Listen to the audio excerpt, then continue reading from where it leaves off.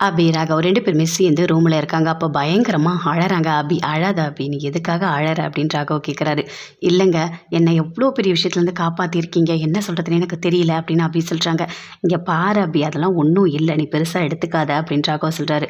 "இல்லைங்க, எனக்கு மட்டும் இவ்வளோ பெரிய கஷ்டம் இருந்திருந்தா எங்கள் அம்மா அப்பா எல்லாருக்குமே தலைகுனிவாக இருந்திருக்கும், என்னால் அதை தாங்கவே முடியல" அப்படின்னு அபி சொல்கிறாங்க. "அது மட்டும் இல்லை, அந்த பொண்ணோட வாழ்க்கையும் ஒன்றும் இல்லாமல் போயிருக்கும், எல்லாத்துலேருந்து நீங்கள் என்னை காப்பாற்றிருக்கீங்க" அப்படின்னு அபி ரொம்ப ஃபீல் பண்ணி இப்படி அழறாங்க. "அழாத அபி" அப்படின்னு சொல்லிட்டு அப்படியே உட்கார வைக்கிறாரு. "சரி, நான் கிளம்புறேன்" அப்படின்னு சொல்லிட்டு அங்கேருந்து கிளம்பி போகிறாரு. அப்படியே பார்க்குறாங்க சுந்தரி, என்ன பண்ணலாம், ஏதாவது ஒன்று பண்ணணுமே, இந்த அணுவை விட்டுறக்கூடாது அப்படின்னு சொல்லிட்டு அப்படியே சமையல் ரூமுக்கு போகிறாங்க. நல்லா அணு சமையல்லாம் பண்ணிவிட்டு அப்படியே அங்கேருந்து போகிறாங்க. அப்போ யோசிக்கிறாங்க என்ன பண்ணலாம் அப்படின்னு சொல்லிட்டு. நல்லா ஒரு பால் குண்டானை கொண்டு போய் வச்சுட்டு அப்படியே அந்த கேஸை ஆன் பண்ணிடுறாங்க. ஆன் பண்ணிவிட்டு அப்படியே போகிறாங்க. போன உடனே அங்கேருந்து கரெக்டாக தர்மா வராரு. "என்ன இது, ஏதோ ஒரு ஸ்மெல் வர மாதிரி இருக்குது, ஏதோ கேஸ் ஸ்மெல் மாதிரி இருக்குது" அப்படின்னு சுந்தரி சொல்கிறாங்க. ஆமாம்மா, கேஸ் ஆனில் இருக்குது" அப்படின்னு சொல்லிட்டு அந்த தர்மா ஆஃப் பண்ணுறாரு. அப்படியே பார்க்குறாங்க. கோவமாக வருது சுந்தரிக்கு. கூப்பிடுறாங்க. "ஏ அணு, இங்கே வா" அப்படின்னு சொல்லிட்டு. "என்ன இது, பால் குண்டானை வெறும் பால் குண்டா மட்டும் வச்சுட்டு கேஸ் ஆன் பண்ணிட்டு போயிருக்க, எல்லாம் அந்த வீடே எரியணுமா, எதுக்காக இப்படி பண்ணுற" அப்படின்னு சுந்தரி அப்படியே கத்துறாங்க. "ஆமாம்மா, கேஸ் ஆனில் தான் இருந்தது" அப்படின்னு தர்மா சொல்கிறாரு. "இல்லையே, நான் எல்லா வேலையும் முடிச்சுட்டு ஆஃப் பண்ணிட்டு தானே போனேன்" அப்படின்னு அனு சொல்கிறாங்க. "இங்கே பாருடி, நீ பண்ணுறது எதுவுமே சரியாகவே இல்லை, இந்த மாதிரிலாம் இன்னொரு வாட்டி பண்ண அவ்வளோதான் நீ" அப்படின்னு சுந்தரி அப்படி மிரட்டுறாங்க. "இல்லை இல்லை, இனிமேல் நான் வந்துட்டு கேஸையும் ஆஃப் பண்ணிவிட்டு கீழேயும் ஆஃப் பண்ணிவிட்டு போகிறேன்" அப்படின்னு சொல்லிட்டு அங்கேருந்து அப்படியே அனு ரொம்ப ஃபீல் பண்ணிட்டு போகிறாங்க. "இல்லையே, இதில் ஏதோ தப்பாக இருக்கே" அப்படின்னு சொல்லிட்டு அப்படியே ஃபீல் பண்ணிக்கிட்டே போகிறாங்க. அபி நல்லா படுத்து தூங்கிட்டுருக்காங்க. பயங்கரமாக அப்படி தூங்கிட்டுருக்காங்க. அங்கேருந்து அப்படியே ராகவ் வராரு. வந்தவொடனே அபின்னு எழுப்புறாரு. எழுந்து பார்த்தா அப்படியே குளிருது. "என்ன அபி, என்ன இது, என்ன உனக்கு குளிருது, ஃபீவர் அதிகமாக இருக்குது" அப்படின்னு தொட்டு பார்க்குறாரு. "என்ன இவ்வளோ ஃபீவராக இருக்குது, எனக்கு ஒரு ஃபோன் பண்ணியிருக்கலாம்ல, நான் ஆஃபீஸ்லேருந்து வந்திருப்பேன்ல" அப்படின்னு ராகவ் சொல்கிறாரு. "இல்லைங்க, அதெல்லாம் ஒன்றும் இல்லை, நான் டேப்லெட் போட்டிருக்கேன், எனக்கு சரியாயிடும்" அப்படின்னு அபி சொல்கிறாங்க. "என்ன அபி, இவ்வளோ இதுவாக பேசிகிட்டு இருக்க, சரி என்ன சாப்பிட்ட" அப்படின்னு ராகவ் கேட்குறாரு. "நான் வந்துட்டு இட்லி இருக்குல்ல, அதை வந்து சுடுதண்ணில் தொட்டு சாப்பிட்டேன்" அப்படின்னு சொல்கிறாங்க. "ஆனாலும் வாய்க்கு பிடிக்கல, ஒரு மாதிரி தான் இருக்குது" அப்படின்னு அபி சொல்கிறாங்க. "சரி இரு அபி, பாட்டி அந்த சுக்கு இந்த மிளகெல்லாம் போட்டு ஒரு மாதிரி கஞ்சி மாதிரி வச்சு கொடுப்பாங்க, நான் வச்சு கொடுக்க சொல்லட்டுமா?" "இல்லை, நீ சொல்லு, நான் போய் வச்சு உனக்கு கொண்டு வந்து கொடுக்குறேன்" அப்படின்னு ராகவ் சொல்கிறாரு. "இல்லைங்க, எனக்கு இப்போ அதெல்லாம் எதுவுமே வேண்டாம், நான் டேப்லெட் போட்டிருக்கேன், பரவாயில்லையா தான் இருக்குது, இப்போது எனக்கு ஃபீவராக இருக்கிறதுனால அது அப்படி தான் இருக்கும், கொஞ்சம் நேரம் கழிச்சா அதுவே சரியாயிடும், ஒன்றும் ப்ராப்ளம் இல்லை" அப்படின்னு அபி சொல்கிறாங்க.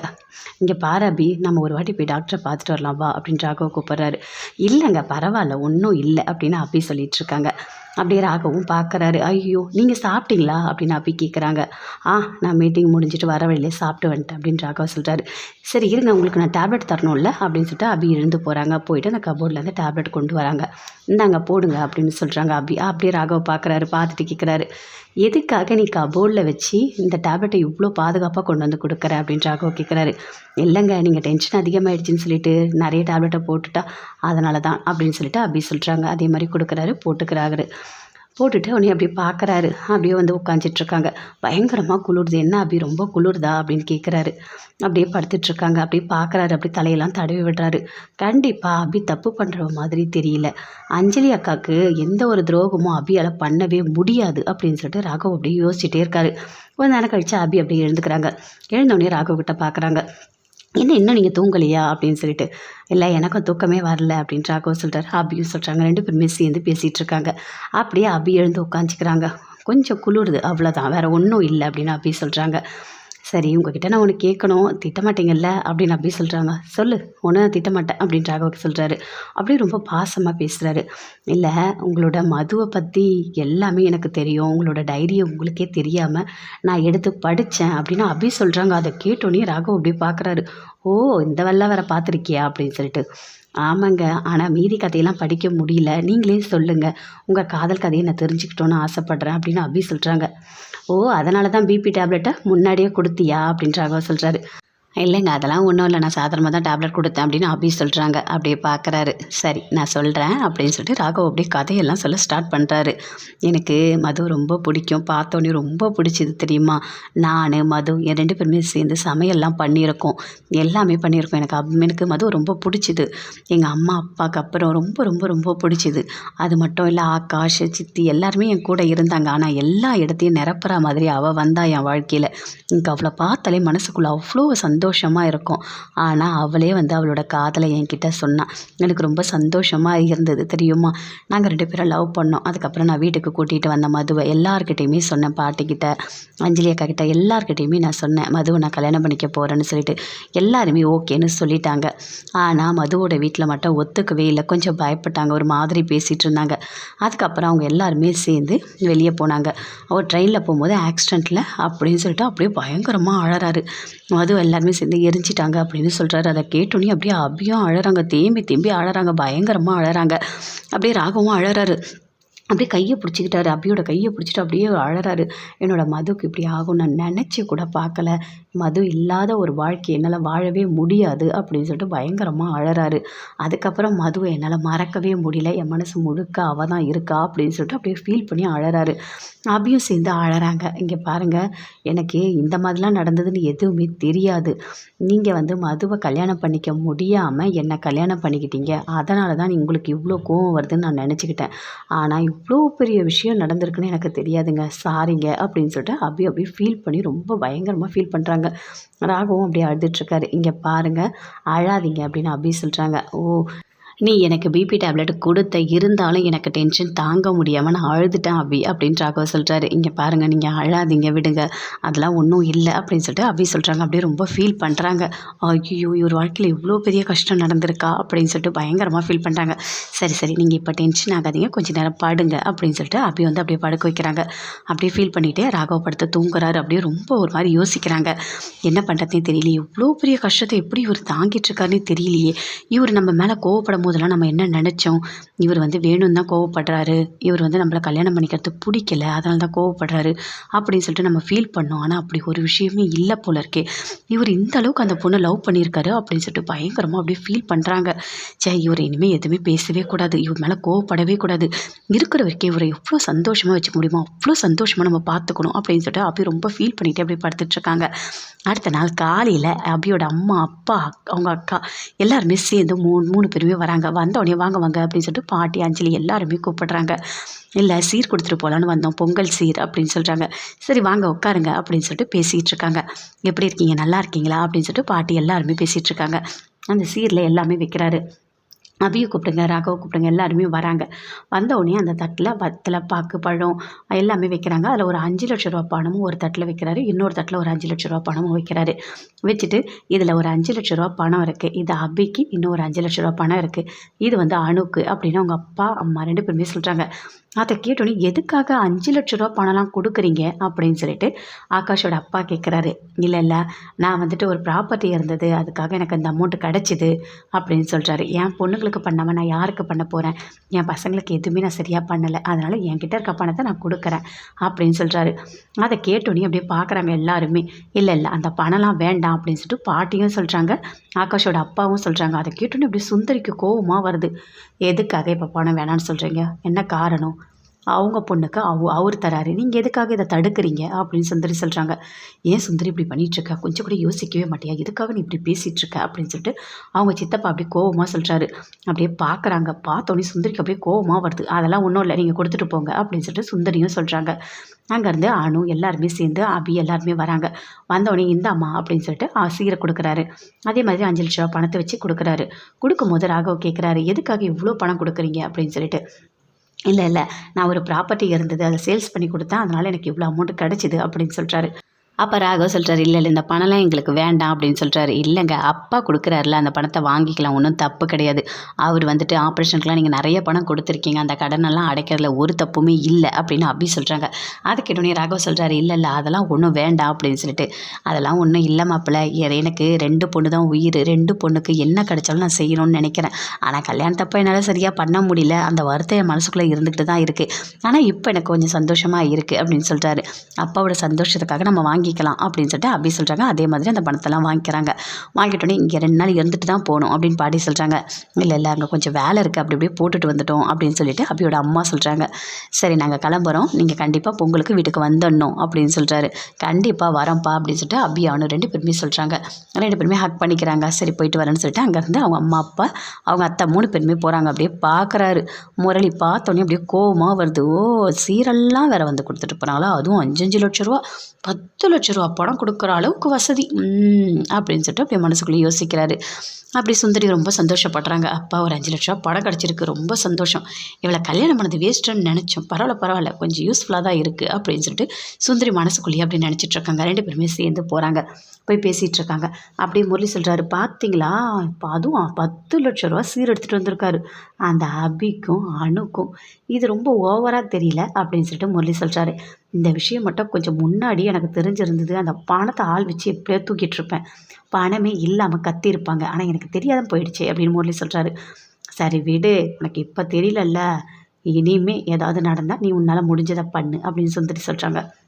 இங்கே பாருங்க அத்தை, விடவே கூடாது, 2 பேரையுமே விடவே கூடாது. என்ன பண்ணிகிட்ருக்கா பார்த்தீங்களா அந்த அபி, ஒரு டேப்லெட்டை கூட கரெக்டாக லாக்கரில் வச்சு எடுத்து கொடுக்குறா. அவளுக்கு எவ்வளோ தைரியம் இருக்கணும். அந்த ராகவ அப்படியே பார்த்து பார்த்து கவனிக்கிறான் அப்படின்னு சொல்லிட்டு முரளிக்கு அப்படியே கோவமாக வருது. ஆமாம், அதை தான் நம்ம தான் பார்த்துக்கிட்டே இருக்குமே. 2 பேருக்குள்ளே எவ்வளோ அன்னோனியம், பாப்பா. அபிக்கு ஒன்று நான் ராகவ துடிக்கிறான், ராகவுக்கு ஒன்று நான் அபி துடிக்கிறேன். அப்பா இதெல்லாம் நம்மளால் பார்க்கவே முடியல அப்படின்னு சுந்தரி சொல்கிறாங்க. இங்கே பாருங்க அத்தை, ஏற்கனவே நான் உங்ககிட்ட சொன்னேன், எப்போ பார்த்தாலும் 2 பேரையும் சேர்த்து வச்சு பேசாதீங்க அப்படின்னு. இனிமேல் பேசுனீங்க எனக்கு வர கோவத்துக்கு என்ன பண்ணுவேன்னு எனக்கு தெரியாது அப்படின்னு முரளி சொல்கிறாரு. சரிப்பா சரி, நான் பேசல, நான் போகிறேன், எனக்கு வேலை இருக்குது அப்படின்னு சுந்தரி அப்படியே வராங்க.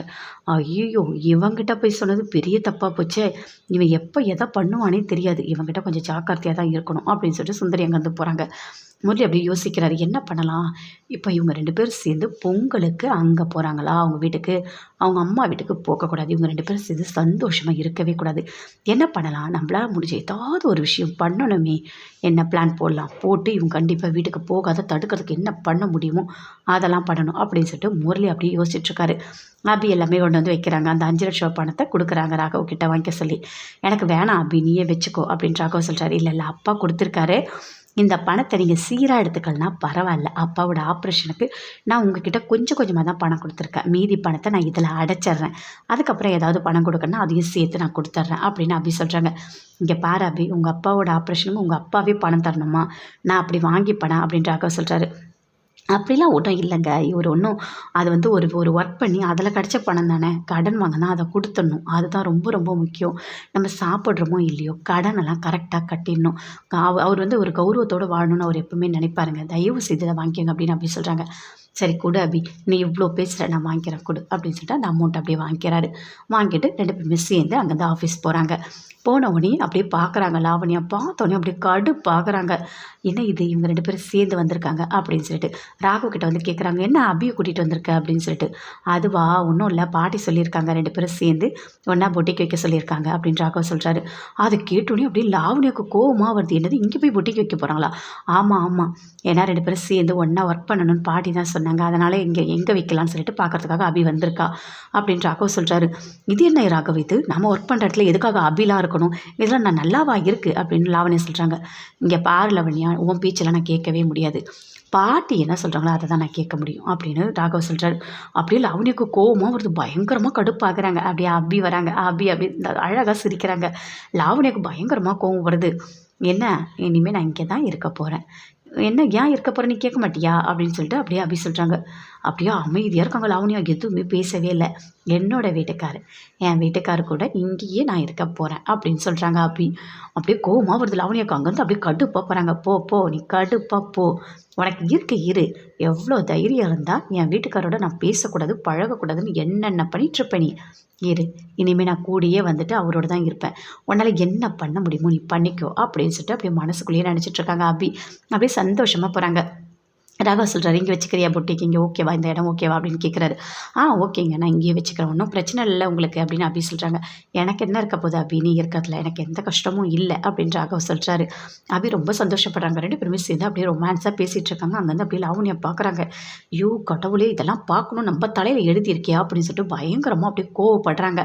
சரி வா அபி, டைம் ஆகுது, வீட்டுக்கு போகலாம் அப்படின்னு சொல்லிட்டு 2 பேருமே சேர்ந்து வீட்டுக்கு வராங்க. 2 பேருமே சந்தோஷமாக பேசிகிட்டே வராங்க. வர வழியில் பார்த்தா எல்லா ரவுடிங்க எல்லாருமே வந்து நிற்கிறாங்க. அப்படியே வழி மறைக்கிறாங்க. யார் இது அப்படின்னு சொல்லிட்டு ராகவ் அப்படியே பார்க்குறாரு. இறங்கி வராரு. வந்தால் 4 பேர் கட்டையை எடுத்துகிட்டு அப்படியே அடிக்க வராங்க. இங்கே பாருங்கள், அடிக்கிற வெள்ளம் வச்சுக்காதீங்க, ஒழுங்காக வழி விடுங்க அப்படின்னு ராகவ் சொல்கிறாரு.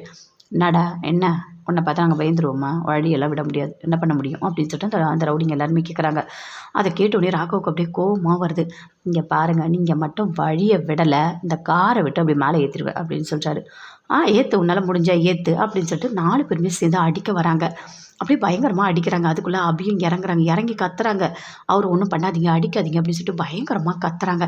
அந்த 2 ரவுடிங்க அபியோட கையை 2 பக்கமும் பிடிச்சிக்கிறாங்க. அப்படியே கத்துறாங்க. அதுக்குள்ளே ராகவ் எல்லாரையுமே அடிக்கிறாரு. அடிச்சுட்டு அபியும் போய் அப்படியே காப்பாற்றுறாரு. அப்படியே காப்பாற்றும் போது ராகவ் அப்படியே பிடிச்சி அந்த கார் மேலே அப்படியே தள்ளி விடுறாங்க. ராகவ் அப்படியே படுத்துறாரு. அங்கேருந்து அந்த அடியாளுங்க எல்லாருமே ஓடிடுறாங்க. ராகவ் அப்படியே கீழே விழுந்துட்டாரு. விழுந்துட்டோடனே அப்படியே மயங்கிட்டாரு. அபி எழுப்புறாங்க. ராகவ் எழுந்துருங்க எழுந்துருங்க அப்படின்னு சொல்லிட்டு அப்படியே கத்துறாங்க. பயங்கரமாக கத்துறாங்க. அப்படியே எழுப்புறாங்க. எழுந்துருங்க ராகவ் தயவு செஞ்சு எழுந்துருங்க அப்படின்னு சொல்லிட்டு தண்ணியெல்லாம் தெளித்து பார்க்குறாங்க. அப்படியே பொறுமையாக எழுந்துக்கிறாரு. என்னங்க இப்போ உங்களுக்கு பரவாயில்லையா ஒன்றும் இல்லை அப்படின்னு அபி கேட்குறாங்க. இல்லை அபி இல்லை ஒன்றும் இல்லை எனக்கு இப்போ ஓகே தான். அது கொஞ்சம் அதிகமாக டென்ஷன் ஆகிட்டு இருக்கேன் அதனால தான் அப்படி கொஞ்சம் மயக்கம் வந்துடுச்சு அப்படின்னு சொல்லிட்டு ராகவ் சொல்கிறாரு. இங்கே ஒன்றும் இல்லை வாங்க அப்படின்னு சொல்லிட்டு அப்படியே கூட்டிகிட்டு வராங்க. ஓகேவா உங்களால் ட்ரைவ் பண்ண முடியுமா அப்படின்னு அபி கேட்குறாங்க. ஒன்றும் இல்லை ஆனால் ஒன்று அபி நான் சொல்கிறத கேளு. இங்கே நடந்தது இந்த ரவுடிங்க வந்தது இதை எதையுமே நீ பாட்டிக்கிட்ட சொல்லக்கூடாது அப்படின்னு ராகவ் சொல்கிறாரு. ஏன் எதுக்காக சொல்லக்கூடாது? ஆமாம் எல்லாத்தையுமே அவங்ககிட்ட போய் சொல்லிட்டு இருக்க வேண்டாம். அவங்களும் வயசானவங்கல்ல எவ்வளோ தான் அவங்க ஃபேஸ் பண்ணுவாங்க வேண்டாம் அபி அப்படின்னு ராகவ் சொல்கிறாரு. இல்லைங்க இல்லை நீங்கள் சொல்லிட்டீங்கல்ல கண்டிப்பாக நான் சொல்ல மாட்டேன் பாட்டிக்கிட்ட அப்படின்னு சொல்லிட்டு அபி சொல்கிறாங்க. சொல்லிட்டோடனே அப்படியே அப்போது உங்ககிட்ட ஒரு கண்டிஷன் போடணும் அப்படின்னு அபி சொல்கிறாங்க. என்ன? நான் ஒரு விஷயம் சொல்லுவேன் அதை நீங்கள் செய்யணும் அப்படின்னு அபி சொல்கிறாங்க. சரி அபி எதுவாக இருந்தாலும் அப்புறம் பார்த்துக்கலாம் நான் பண்ணுறேன். இப்போ நம்ம வீட்டுக்கு போகலாமா எனக்கு முடியல அப்படின்னு ராகவ் சொல்கிறாரு. அப்படியே பார்த்து வீட்டுக்கு கூட்டிகிட்டு வராங்க. கூட்டிகிட்டு வந்தோடனே அப்படியே உள்ளே கூட்டிகிட்டு போயிட்டு நீங்கள் இங்கே ரெஸ்ட் எடுங்க நான் போயிட்டு உங்களுக்கு தேவையான டிஃபன் எல்லாமே கொண்டு வரேன் அப்படின்னு சொல்லிட்டு உள்ளே போகிறாங்க. போயிட்டு டிஃபன் எல்லாமே கொண்டு வந்து கொடுக்குறாங்க. அப்படியே சாப்பிட்றாரு. சாப்பிட்டு இருங்க ஒரே ஒரு நிமிஷம் நான் பிபி டேப்லெட் கொடுக்குறேன் அப்படின்னு சொல்லிட்டு கொடுக்குறாங்க.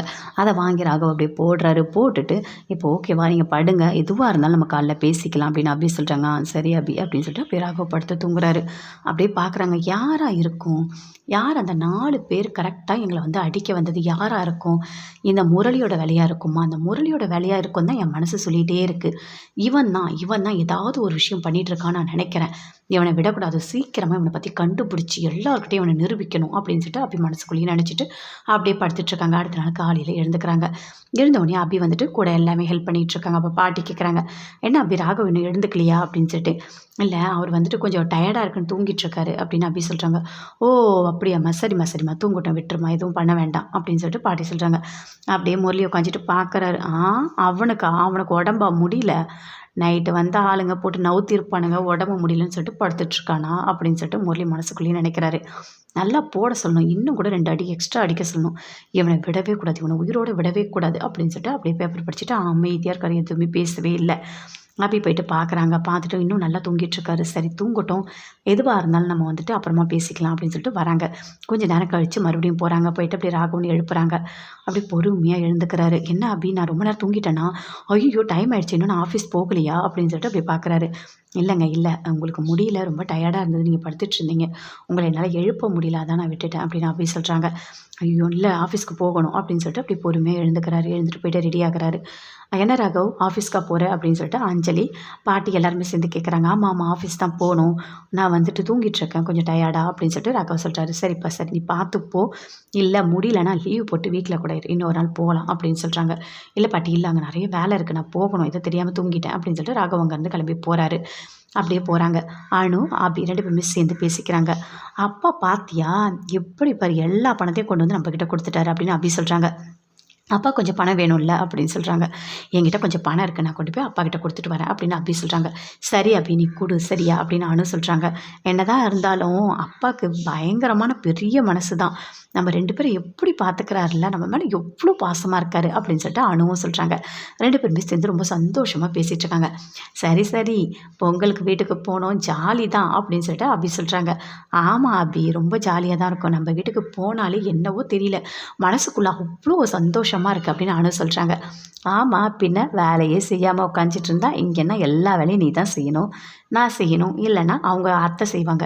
ஆனால் அங்கே அப்படி இல்லைல்ல எல்லா வேலையும் அம்மா செஞ்சுருவாங்க அத்தை செய்வாங்க நம்மளை எந்த வேலையும் செய்ய விட மாட்டாங்க.